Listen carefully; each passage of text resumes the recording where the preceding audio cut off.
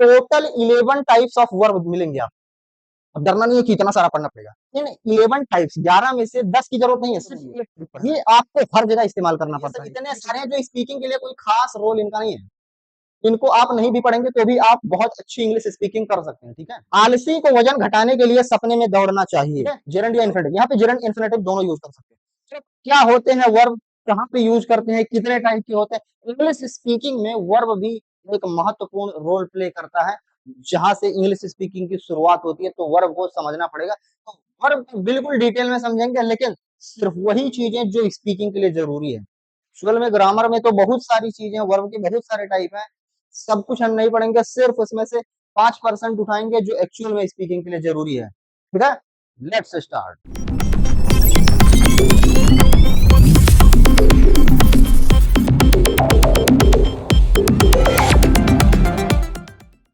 Parts of speech में हमने total 8 types के वर्ड्स देखे थे, जिसमें से नाउन, प्रोनाउन हमने बहुत अच्छे से कवर कर लिया, बहुत ही डिटेल में, लेकिन सिर्फ वही चीजें कवर किया जो स्पीकिंग के लिए जरूरी है। आगे भी वैसे ही कवर करेंगे। आज बारी है वर्ब की। वर्ब, एडवर्ब और एडजेक्टिव। ठीक है, अब वन बाय वन सबको पढ़ेंगे। स्टार्टिंग करते हैं वर्ब से। क्या होता है वर्ब? वर्ब का मतलब होता है कोई भी काम, काम, एक्शन। कोई भी सेंटेंस हो जो कुछ न कुछ कार्य को दर्शाता हो, जिसमें किसी काम का करना या किसी काम का होना पाया जाए, उसको वर्ब कहते हैं। ठीक है, जैसे चलिए देखते हैं, थोड़ा सा थियरी पार्ट देख लेते हैं। क्रिया वह शब्द होता है, means a verb is a word that denotes as an action, state, possession in a sentence। जो किसी कार्य, अवस्था, अधिकार पे, ये सब थियरी पढ़ा उसमें बस जिसमें किसी भी काम का करना या फिर किसी काम का होना क्या जाए, उसको बोलते हैं वर्ब। ठीक है, फॉर एग्जाम्पल रन मतलब दौड़ना। दौड़ना ये किसी काम का करना, दौड़ना मतलब एक काम है, तो ये वर्ब हो गया। ईट, खाना, खाना एक काम है, तो ये भी वर्ब है। सोना भी एक काम है, स्पीक मतलब बोलना, राइट मान लेना, ये सब काम है। हर वो चीज जो किसी काम को दर्शाती है उसको बोलते हैं वर्ब। ठीक है, तो वर्ब के बारे में हम दो चीजें पढ़ेंगे। सबसे पहली चीजें तो वर्ब के टाइप्स क्या होते हैं। चलो देखिए, ग्रामर की बुक में टोटल 11 टाइप्स ऑफ वर्ब मिलेंगे आप। अब डरना नहीं है कि इतना सारा पढ़ना पड़ेगा। इसमें से 10 types of word verbs are not essential, जो एक्चुअल में स्पीकिंग के लिए जरूरत है। वो इन 11 टाइप्स 11 में से 10 की जरूरत नहीं है, सिर्फ एक टाइप पढ़ना है। ठीक है, हम उस पे मेन फोकस करेंगे। तो 11 टाइप देख के आप डर मत जाइएगा, सब कुछ नहीं पढ़ेंगे, 11 में से सिर्फ एक टाइप पढ़ेंगे। पहला तो टाइप पढ़ेंगे और दूसरा फॉर्म्स। ये बहुत जरूरी है, ये आपको हर जगह इस्तेमाल करना पड़ता है। एक ही वर्ब के कई सारे फॉर्म होते हैं। ठीक है, तो देखिए फॉर्म क्या होता है, based on the tense and uses in a sentence. Form अलग अलग होते हैं, कई सारे फॉर्म्स होते हैं जो टेंस और यूजेस के बेस पे बदलते रहते हैं। जैसे हिंदी में मान लीजिए दौड़ना, दौड़ना फिर दौड़ा, अभी भी काम तो दौड़ने का ही है, लेकिन दौड़ा मीनिंग बदल गया। दौड़ रहा, अब देखो मीनिंग फिर बदल गया, अभी भी बात दौड़ने की ही हो रही है। दौड़ रहा था, अभी भी दौड़ने की ही बात हो रही है, लेकिन मीनिंग बदल गया। दौड़ेगा, देखो मीनिंग बदल गई पर अभी भी दौड़ने की ही बात हो रही है। मतलब एक ही वर्ब के हम अलग अलग, एक ही वर्ब का हम अलग अलग मीनिंग में बात कर सकते हैं। कुल मिला के वही चीज, सेम चीज इंग्लिश में एक ही वर्ब अलग अलग मीनिंग में कैसे डिनोट करते हैं। जैसे ठीक है, दौड़ना है, दौड़ा, ऐसा हो गया, तब हम इंग्लिश में कैसे लिखेंगे। दौड़ चुका, इसको इंग्लिश में कैसे लिखेंगे। दौड़ रहा, इसको इंग्लिश में कैसे लिखेंगे। दौड़ता, इसको इंग्लिश में कैसे लिखेंगे। तो जैसे हिंदी में एक ही वर्ब के अलग अलग फॉर्म होते हैं, अलग अलग मीनिंग के लिए अलग अलग तरीके से यूज किए जाते हैं, इसे इंग्लिश में भी होता है। ठीक है, तो देखते हैं फॉर्म क्या होता है। टोटल 3 फॉर्म होते हैं, फर्स्ट फॉर्म, सेकंड फॉर्म और थर्ड फॉर्म। फर्स्ट फॉर्म जैसे गो हो गया, गो मतलब जाना, और इसका सेकंड फॉर्म होता है वेंट। वेंट मतलब गया, गया, और गॉन मतलब जा चुका। राइट मतलब लिखना, लेकिन इसका सेकंड फॉर्म रोट, रोट मतलब लिखा, लिखा, लिख दिया या लिख लिया। मतलब ये पास्ट, ये कुल मिला के पास्ट है, मतलब काम कब का बीत चुका है। और रिटन मतलब लिख चुका, मतलब लिखना, लिख दिया या लिख लिया और लिख चुका। स्पीक मतलब बोलना, यहाँ पे स्पोक मतलब बोला और स्पोकन मतलब बोल चुका या बोल लिया, बोल दिया। मतलब लेना, टू मतलब लिया, टेकन मतलब ले चुका। सी मतलब देखना, सॉ मतलब देखा, सीन मतलब देख चुका। यही होता है फर्स्ट फॉर्म, सेकंड फॉर्म और थर्ड फॉर्म। इसको आपको एक वोकेबलरी की तरह डे बाय डे आपको रखना ही पड़ता है, ठीक है। बस कुछ पैटर्न होते हैं जिसको हम फॉलो करते हैं, कुछ पैटर्न से आसान हो जाते हैं, जैसे राइट, रोट, रिटन। ऐसे ही राइड, रिड, रिडन, ठीक है। बाइट, बिट, बिटन। कुछ पैटर्न है जिसको हम समझ करके बाकी सारे वर्ड्स पे अप्लाई कर सकते हैं। थोड़ा आसान हो जाता है, लेकिन मेनली एक एक चीज सीखना ही पड़ जाता है, ठीक है। वैसे स्लीप, स्लेप्ट, स्लेप्ट। स्लीप मतलब सोना, स्लेप्ट मतलब सो चुका, स्लेप्ट मतलब भी सो चुका। देखो स्लेप्ट स्लेप्ट दोनों मतलब स्लेप्ट वर्ड ये सेकंड फॉर्म भी होता है, थर्ड फॉर्म दोनों के लिए यूज होता है। तो ऐसे भी कई कई जगह आपको मिल जाएंगे, जैसे स्लीप से मैच कर लो, कीप, केप्ट, केप्ट। कीप मतलब रखना, केप्ट मतलब रख लिया और केप्ट मतलब रख चुका भी होता है। ऐसे रन, रैन, रन, ठीक है। रन और run first second form, first और थर्ड सेम है। यहाँ पे सेकंड थर्ड सेम था, यहाँ पे फर्स्ट और थर्ड सेम है। ऐसे पैटर्न भी मिल जाते हैं, ठीक है। ईट, एट, ईटन, यहाँ पे डिफरेंट है। ईट मतलब खाना, एट मतलब खाया, ईटन मतलब खा चुका। ऐसे ही कई सारे फॉर्म होते हैं, ठीक है। तो वर्ब के टोटल 3 फॉर्म होते हैं मेनली। आप और भी फोर्थ और फिफ्थ फॉर्म ऐड कर सकते हैं। फोर्थ फॉर्म में आईएनजी आता है, मतलब गो है तो गोइंग, राइट है तो राइटिंग, स्पीक है तो स्पीकिंग, टेक है तो टेकिंग, यही होता है। और एक और आता है यस या यस। गो है तो गोज, राइट है तो राइट्स, स्पीक है तो स्पीक्स, टेक है तो टेक्स। तो 5 फॉर्म तक चला जा रहा है, लेकिन मेनली कितने होते हैं, यही 3 form, first form, second form, third form, ठीक है। आई होप आप समझ गए। फर्स्ट फॉर्म एक्चुअल जो मीनिंग होता है, दौड़ना, खाना, सोना।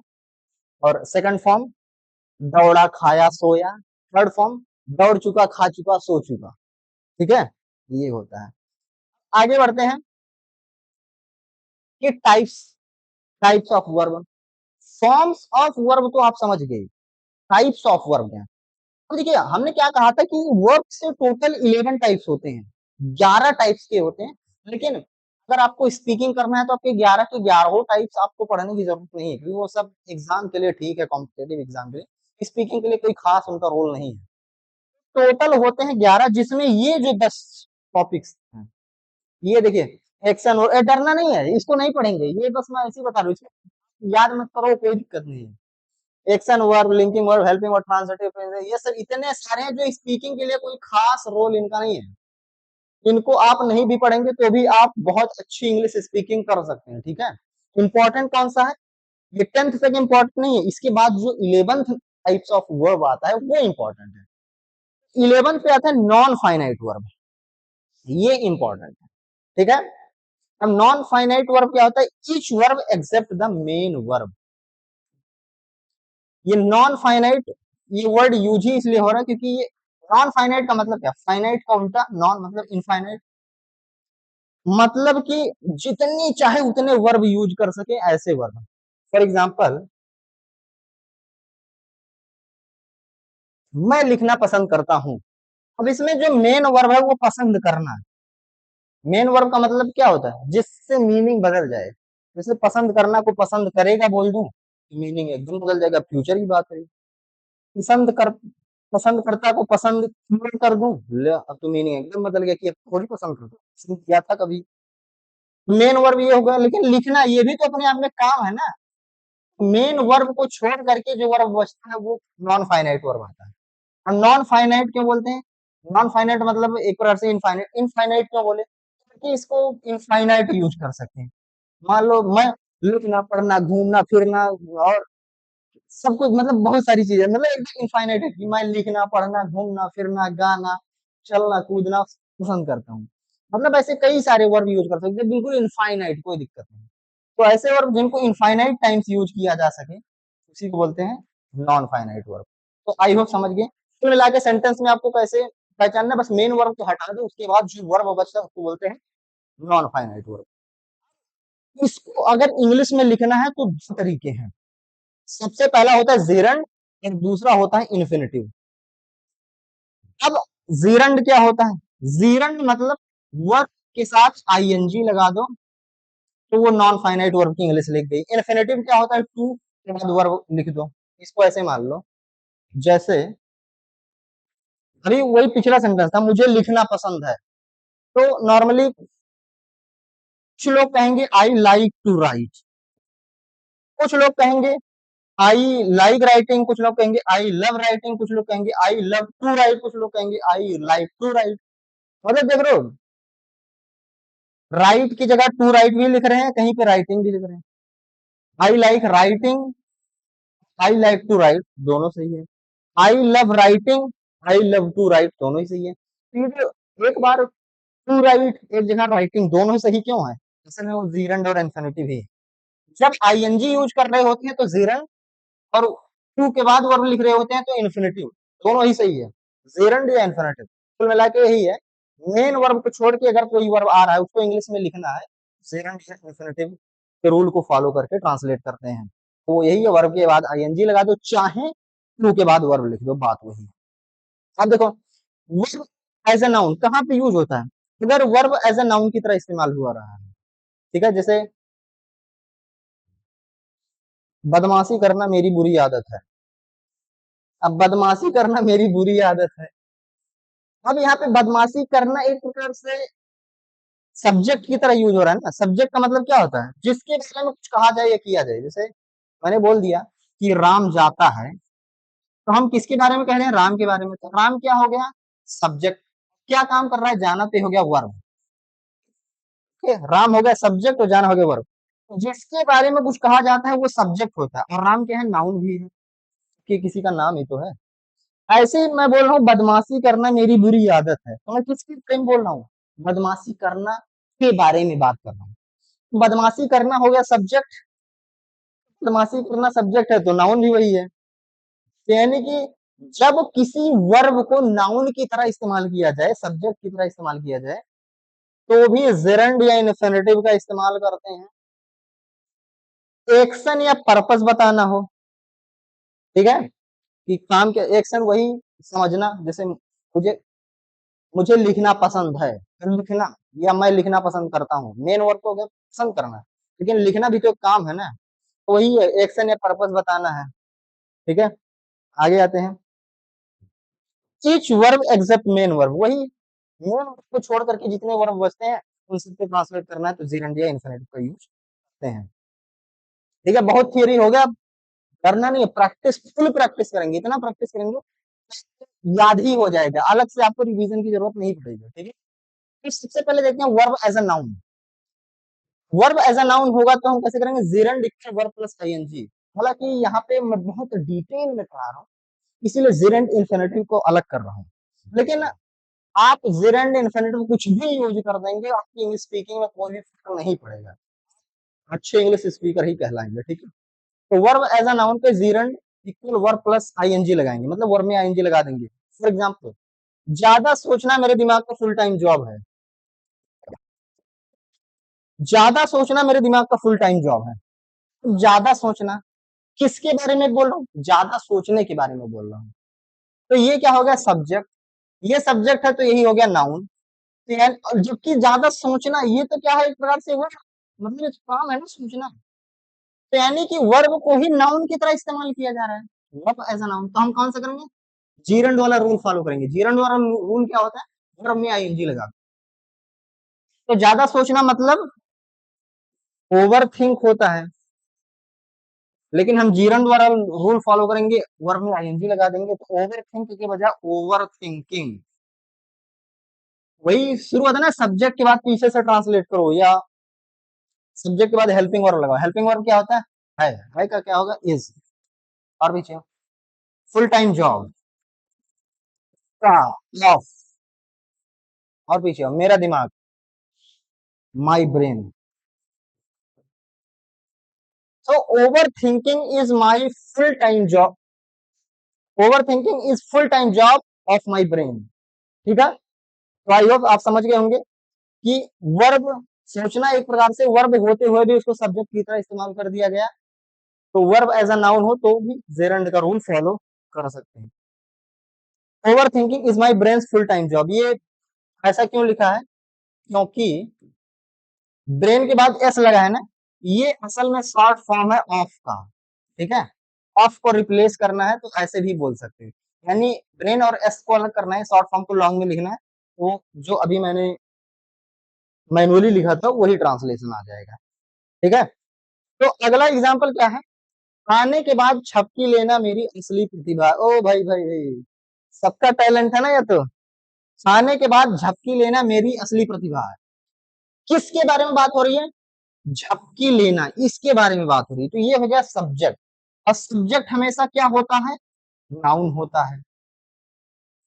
अब असल में ये है तो वर्ब ना, झपकी लेना, ये तो काम है, झपकी लेना, मैं यही काम कर रहा हूँ, ये तो वर्ब है, ठीक है। वर्ब मतलब जिसमें किसी काम का करना या होना पाया जाए, इसी में झपकी लेने का काम करना पाया जा रहा है या काम होना पाया जा रहा है, ये हो गया वर्ब।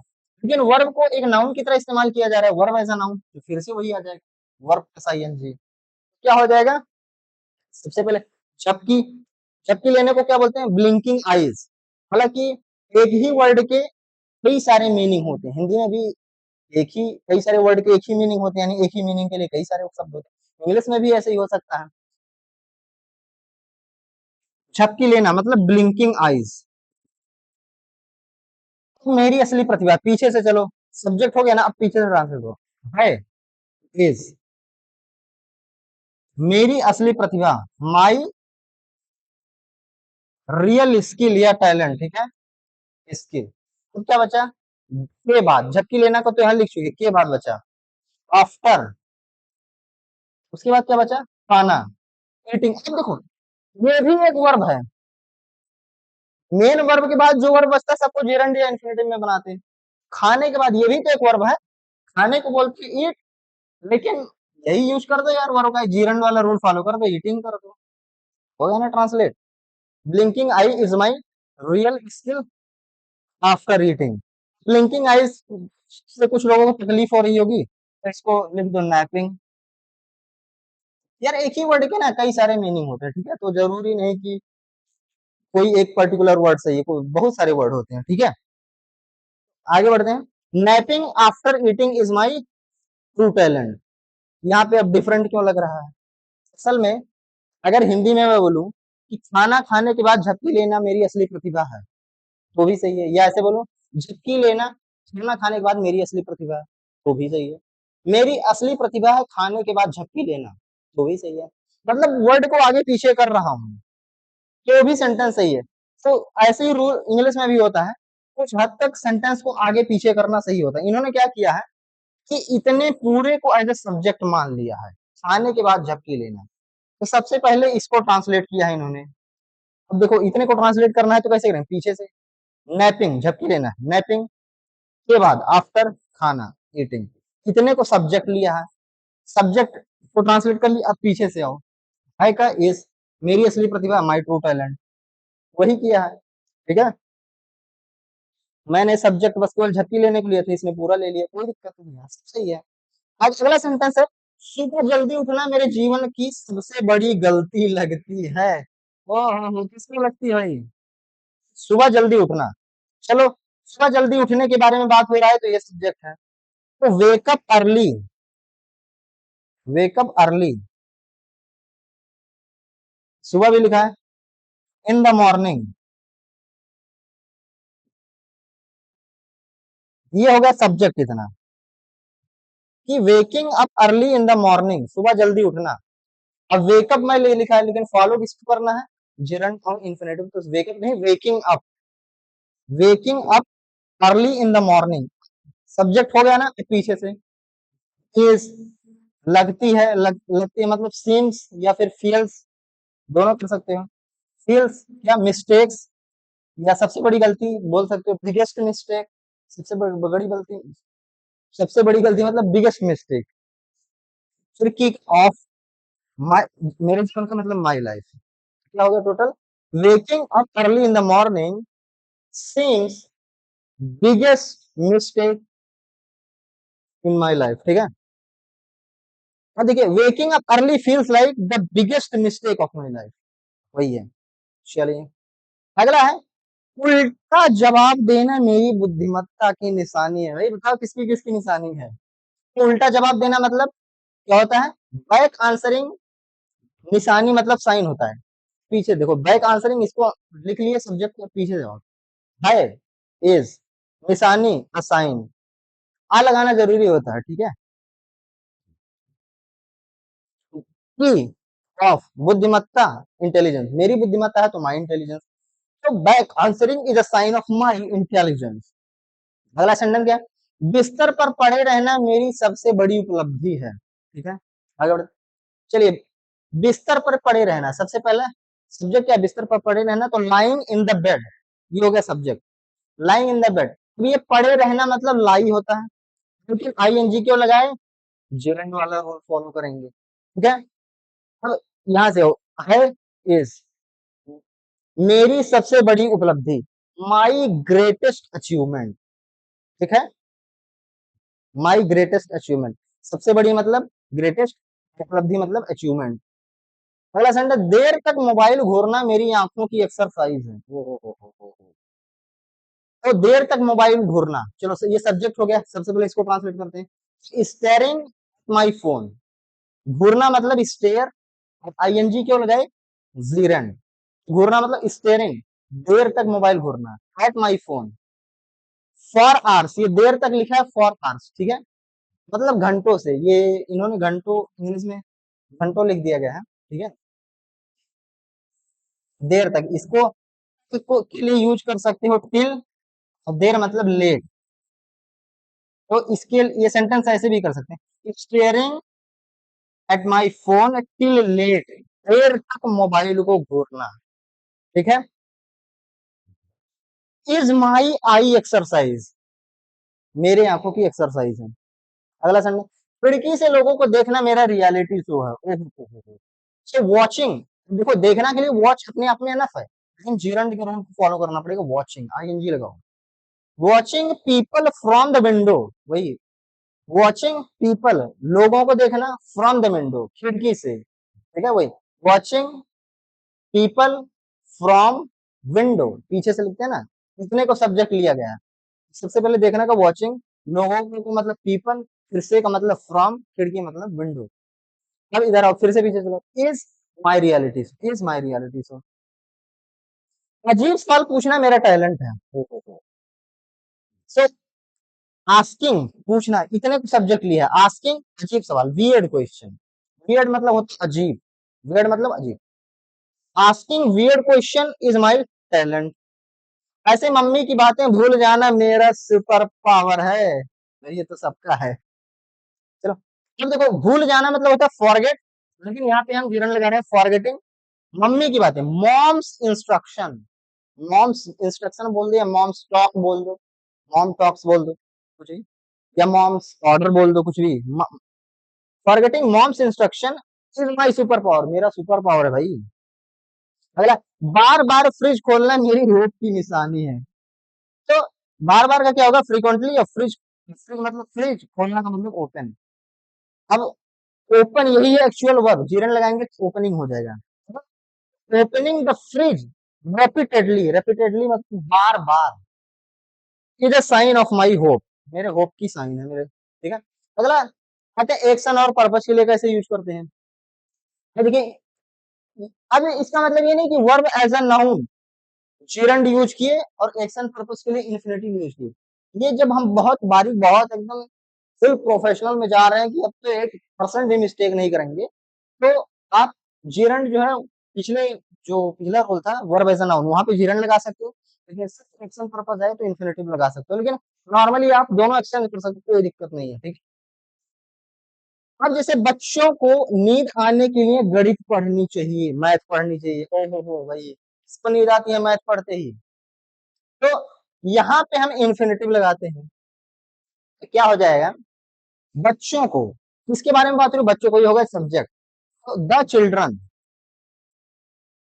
पीछे चाहिए, शुड, पढ़नी, रीड या फिर स्टडी, गणित, मैथ के लिए। हम देखो नींद आने के लिए, ये रेड वार्ड है, नींद आना, इसके लिए लगाते हैं two plus verb, infinitive rule follow करते हैं। के लिए फॉर अलग से लगाने की जरूरत नहीं है। ये जो टू है ना, ये असल में to का मतलब के लिए होता है। कहेंगे सर अभी तो आप बार बार फॉर यूज करते थे के लिए। असल में अगर टू के बाद कोई वर्ब है तो इसका मतलब टू का मीनिंग है के लिए, और अगर टू के बाद वर्ब नहीं है तो टू का मीनिंग भी के लिए नहीं है, के लिए का मीनिंग फॉर यूज करना पड़ेगा। यहां से आपको एक नई चीज पता चली, ठीक है। तो नींद आने के लिए मतलब टू, अब नींद आना मतलब फील स्लीपी होता है या फील स्लीप होता है, ठीक है, तो टू लगा देंगे। तो children should study math to fall asleep, feel asleep या फॉल अस्लीप, देखिए एक ही वर्ड के कई सारे मीनिंग्स होते हैं। मम्मी को चिल रहने के लिए कभी कभी चॉकलेट खानी चाहिए, तो क्या हो जाएगा, सबसे पहले सब्जेक्ट मॉम, पीछे से चाहिए सोड, खानी ईट, चॉकलेट, चॉकलेट कभी कभी का समटाइम्स, हम चिल रहने के लिए टू स्टे चिल, टू लगाए, देखो तो के लिए का काम कर रहा है टू, ठीक है। आगे, बॉस को खुश रहने के लिए छुट्टियां देना सीखनी चाहिए, क्या हो जाएगा, सबसे पहले सब्जेक्ट द बॉस, पीछे से हो चाहिए शुड, सीखना लर्न, देना, देना मतलब गिव, मेन वर्ब तो सीखना था ना, इसको छोड़ करके जो बचा देना, ये क्या हो गया, नॉन फाइनाइट वर्ब मतलब जीरेंड इन्फिनिटिव, तो इसको लगाएंगे टू प्लस, तो टू स्टे हैप्पी। आलसी को वजन घटाने के लिए सपने में दौड़ना चाहिए, चलो आलसी का क्या होगा, द लेजी पर्सन, पीछे से चाहिए का शुड, दौड़ना रन, मेक इन, अब सपने में इन देयर ड्रीम, देयर लगाने की जरूरत नहीं है क्योंकि यहाँ पे, हाँ जरूरत नहीं है, सिर्फ ड्रीम लगा दो तो भी चलेगा। In their dreams to lose, घटाने के लिए, घटाने को क्या बोलते हैं, लॉस, वजन घटाना मतलब लॉस, वेट लॉस, तो सिर्फ घटाने को बोलते हैं लॉस। तो लॉस काफी नहीं है, टू लगाना पड़ेगा क्योंकि मेन वर्ब है दौड़ना, मेन वर्ब को छोड़ने के, मेन वर्ब को साइड की इसके बाद भी एक वर्ब आ रहा है, तो यानी कि जेरेंट इन्फिनेटिव वाला रूल फॉलो होगा, तो यहाँ पे होगा इन्फिनेटिव टू लगाओ, टू लॉस वेट, ठीक है। अगला, अलार्म को इंसानियत दिखाने के लिए धीरे बजना चाहिए, द अलार्म, पीछे जाओ चाहिए का सो, बजना का रिंग, तो धीरे का जेंटली, यार थोड़ा जेंटली, थोड़ा धीरे, दिखाने के लिए, अब दिखाना का होता है शो, लेकिन जेरंट इन्फिनेटिव लगाना पड़ेगा, तो शो के बजाय हम टू शो लगाएंगे सम ह्यूमैनिटी, कुछ इंसानियत दिखाने की है, ह्यूमैनिटी मतलब इंसानियत। तुम्हें पढ़ाई करने बैठना चाहिए, नेटफ्लिक्स देखने नहीं, सबसे पहले तुम्हें का यू, पीछे से ये चाहिए, यहाँ से इसको साइड में रखो क्योंकि मेन सेंटेंस ये है, चाहिए शुड, बैठना सिट, पढ़ाई करना, स्टडी होता है लेकिन टू स्टडी लगाएंगे, ठीक है। अब यहाँ पे आते हैं, देख नेटफ्लिक्स देखने के लिए नहीं, पीछे नहीं का नॉट, फिर देखना आ गया, मेन वर्ब को छोड़ करके फिर एक वर्ब आ गया, तो फिर से टू वॉच लगा देंगे, नेटफ्लिक्स मतलब नेटफ्लिक्स। तुम्हें बोलने से पहले सोचने की कोशिश करनी चाहिए, उसी तरह you should try to think before to speak, सोचने का होता है थिंक, यहाँ पे लगाए टू थिंक। ऐसे तुम्हें जल्दी सोने की आदत डालनी चाहिए, तो you should develop the habit to sleep early, सोने का होगा स्लीप, लेकिन यहाँ पे हम लगाए टू स्लीप, ठीक है। तुम्हें टाइम पर पहुंचने के लिए घड़ी देखनी चाहिए, you should check the clock to reach on the time, देखो पहुंचने के लिए होता है रीच, लेकिन यहाँ पे टू रीच। तुम्हें अपने काम को चलाने के लिए न्यू ट्रिक सीखनी चाहिए, you should learn new tricks to procrastinate, टालना होता है प्रोक्रास्टिनेट, प्रोक्रास्टिनेट, यहाँ पे हमने लगाया टू प्रोक्रास्टिनेट। पहला आता है each verb except main verb, तो जीरन इन्फिनेटिव का यूज कहाँ किया जाता है, मेन वर्ब को छोड़ करके जो बचा, मेन वर्ब को छोड़ करके जो बचा वहां पे जेरंड और इन्फिनेटिव का यूज करते हैं, ठीक है, जेरंड या इन्फिनेटिव, यहाँ पे जेरंड इन्फिनेटिव दोनों यूज कर सकते हैं। चलो पहला, लड़कियों को झगड़ना, चुगली करना और बहाना बनाना मायके में ही सीखना चाहिए, ठीक है, चलो इसको ट्रांसलेट करते हैं।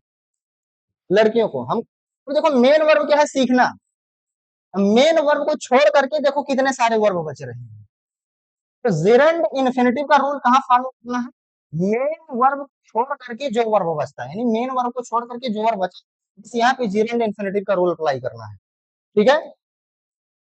लड़कियों, द गर्ल्स, चाहिए, शुड, सीखना, लर्न। तो देखिए ये मेन वर्ब हो गया, ठीक है, मेन वर्ब सीखना हो गया। में ही मतलब इन मायके, मायके को आप इन लॉ हाउस भी बोल सकते हैं या मैरिटल होम भी बोल सकते हैं, ठीक है। फिलहाल मैं यहाँ पे लिख रहा हूँ in law home, in law home या हाउस, ठीक है। अब क्या बचता है, झगड़ना, चुगली करना और बहाना बनाना। अब मेन वर्ब सीखना, एक मेन वर्ब तो कंप्लीट हो गया, यानी कि ये क्या है, मेन वर्ब को छोड़ करके जितना फालतू वर्ब है वो सब है। तो यही बोल रहा है, each verb except main verb, main verb को छोड़ करके जितने वर्ब बचते हैं सबको जीरंड या इंफिनिटिव में बनाओ। यानी यहीं पे जीरंड या इंफिनिटिव यूज करेंगे। जीरंड मतलब क्या होता है, वर्ब में आईएनजी लगा दो, इन्फिनिटिव मतलब क्या होता है, उसके बाद वर्ब लगा दो।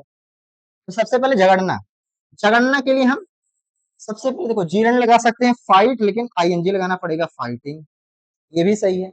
या टू फाइट भी लिख सकते हैं, ठीक है, इन्फिनिटिव वाला रूल फॉलो कर दिए। अब कॉमा लगाए, अब आते हैं चुगली करना। चुगली करना को क्या बोलते हैं, बैक बाइटिंग, हालांकि बैक बाइट बोलते हैं, लेकिन हम क्या करें, जीरंड वाला रूल फॉलो कर रहे हैं, आईएनजी लगाएंगे, ये भी सही है। या फिर टू बाइट कर दिए, ये भी सही है। मतलब चाहे जरंड वाला रूल फॉलो करो चाहे इन्फिनिटिव। अगला है बहाने बनाना, बहाने बनाना मतलब मेक एक्सक्यूज, लेकिन हमको जेरंड या इन्फिनिटिव वाला रूल फॉलो करना पड़ेगा क्योंकि मेन वर्ब नहीं है ये सारी चीजें। तो मेक के बजाय हम क्या डालेंगे, मेकिंग, ये होगी जेरंड। मेकिंग एक्सक्यूज ये भी सही है, और इन्फिनिटिव वाला भी अप्लाई कर सकते हो, मेक एक्सक्यूजेस। आई होप आप समझ गए होंगे। चलिए देखते हैं, द गर्ल्स शुड लर्न, देखो eight there parental home, central home, marital home या इन-लॉ होम सही है, ठीक है। यहाँ पे हमने डैश क्यों लिखा है, एक्चुअल में यही आएगा, अब यही आएगा। अब इसके दो ऑप्शन है, जीरन से भी लिख सकते हैं, इन्फिनिटिव से भी लिख सकते हैं। जीरन से लिखेंगे और में आएंगी तो क्या होगा, fighting, back biting and making excuse. Infinitive का रूल फॉलो करते हुए लिखेंगे तो क्या होगा, to to bite and to make excuse. तो हम पहला यूज किए जीरन, तो भी सही है, नीचे वाला यूज किए इन्फिनिटिव, तो भी सही है। अगला एग्जांपल लेते हैं, टीचर को मजाक करना, पास करना और छुट्टियां मनाना सीखना चाहिए, बच्चों की ड्रीम। चलिए, द टीचर शुड लर्न, उसके बाद द टीचर शुड लर्न, बीच में अब यही बचता है, अब इसको ट्रांसलेट करना है। सबसे पहले जीरन का रूल फॉलो करते हैं, मेकिंग फन मतलब मजाक करना, पासिंग पास करना, सेलिब्रेटिंग हॉलीडेज छुट्टियां मनाना, ठीक है। तो आईएनजी से हमने क्यों लगाए, क्योंकि जीरन का रूल फॉलो किया। हम इन्फिनिटिव से भी बना सकते हैं, तो क्या हो जाएगा, to make fun, to pass and to celebrate holidays. ऐसे अगला सेंटेंस, लड़कों को शादी से पहले खाना बनाना और दबाना, झाड़ू से पीटना, क्या गलती के माफी मांगना सीखना चाहिए, ठीक है। चलो इसको एक बार ट्रांसलेट करते हैं, boys should learn before marriage, शादी से पहले, ठीक है। बीच में हमने डैश क्यों किया, लड़कों को, सब्जेक्ट क्या है, लड़कों को, सब्जेक्ट है लड़कों को, बॉयज। पीछे से ट्रांसलेट करते हैं, चाहिए का शुड, और फिर सीखना का लर्न।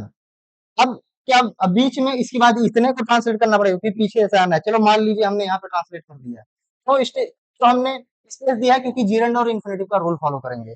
चलिए मान लीजिए यहाँ पे हमने लिख दिया, फिर क्या बताता है, से पहले, बिफोर, तो शादी, मैरिज, ठीक है। बीच वाला ट्रांसलेट करते हैं, मेन वर्ब को छोड़ करके, मेन वर्ब है सीखना, इसको छोड़ करके जितने वर्ब बचते हैं उसको जेरंड या इन्फिनिटिव में बनाते हैं, ठीक है। तो सबसे पहले अगर हम जेरंड में बनाते हैं तो खाना बनाना मतलब कुक फूड होता है, लेकिन जेरंड में बनाएंगे तो वर्ब का आईएनजी, कुकिंग फूड, मतलब boys should learn cooking food. पैर दबाना, वैसे दबाना होता है प्रेस, और पैर मतलब लेग, प्रेस लेग, लेकिन हमको जेरंड लगाना पड़ेगा, प्रेसिंग लेग्स।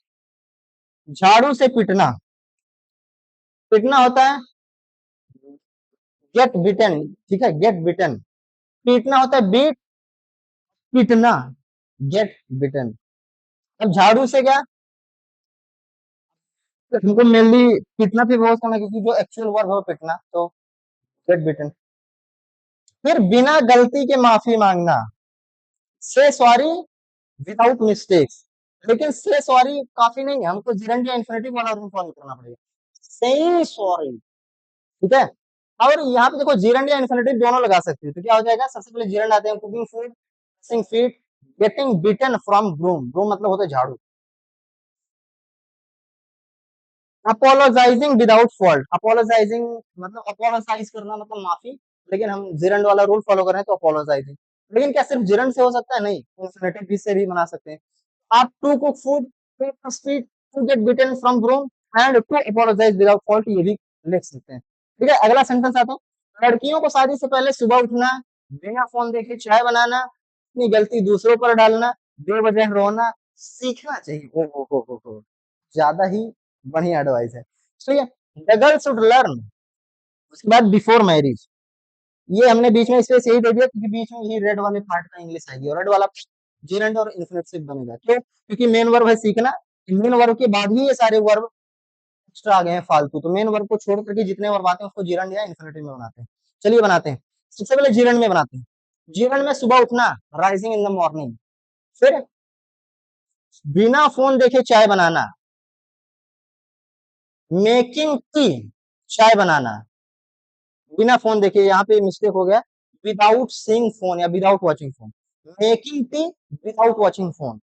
फिर अपनी गलती दूसरों पर डालना, blaming others for their fault, blaming मतलब दोषी ठहराना, दोष देना, अदर्स मतलब दूसरे को, फॉर देयर फॉल्ट मतलब उनकी गलती के लिए दूसरे को दोष ठहराना। फिर बेवजह रोना, crying for no reason, crying मतलब रोना, लेकिन क्राइंग लगाए क्यों? क्योंकि gerund, crying for no reason. ये होगा जीरंड में बनाना। इन्फिनेटिव में भी बना सकते हैं, राइजिंग के बजाय टू राइज, मेकिंग के बजाय टू मेक, और ब्लेमिंग के बजाय टू ब्लेम, क्राइंग के बजाय टू क्राई। तो ये था जेरेंट और इन्फिनेटिव का इस्तेमाल। ठीक है, तो आई होप आप सब कुछ समझ गए होंगे। आई होप आज आप वर्ब का पूरा कॉन्सेप्ट समझ चुके होंगे। हमने वर्ब के ऑल टाइप्स देखे, टोटल 11 टाइप्स थे। हमने 10 टाइप्स के वर्ब को बिल्कुल स्किप कर दिया, क्योंकि वो स्पीकिंग के लिए कोई खास रोल प्ले नहीं करता था। मेन जो रोल प्ले करता था वो non finite verb. Non finite verb हमने पढ़ा, उसमें दो चीजें पढ़ी, जिरंड और इन्फिनेटिव।